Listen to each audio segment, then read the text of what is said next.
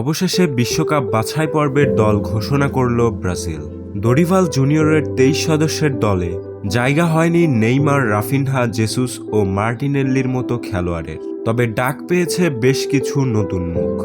অভিজ্ঞ খেলোয়াড়দের না নেওয়া ও ম্যাচ নিয়ে বিস্তারিত থাকছে আবিরের প্রতিবেদনে। গুঞ্জন ছিল সেপ্টেম্বরে আবারও মাঠে ফিরবেন নেইমার, তবে সেই গুঞ্জন আর সত্যি হলো না। নেইমারকে রেখেই বিশ্বকাপ বাছাই পর্বের দল ঘোষণা করেছে দরিভাল জুনিয়র। শুধু নেইমার না, ডাক পাননি মার্টিনেল্লি, জেসুস, রাফিনহার মতো খেলোয়াড়রা। কোপা আমেরিকায় ছোটদের নিয়ে দল সাজিয়ে তেমন ভালো কিছু করতে পারেনি দরিভাল জুনিয়র, তবে সেই ভুলে আবারও পা দিলেন তিনি।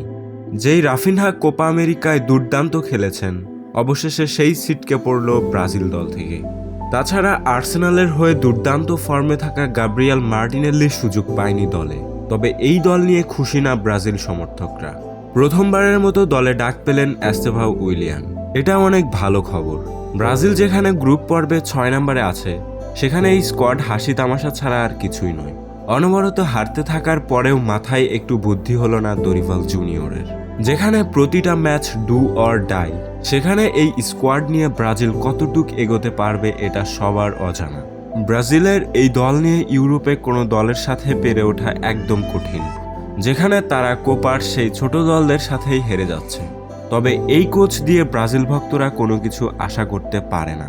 অনেক ভক্তরাই বলছেন দরিভাল জুনিয়রের অধীনে এই ব্রাজিল স্কোয়াড নেহাতি মজা ছাড়া আর কিছু নয়।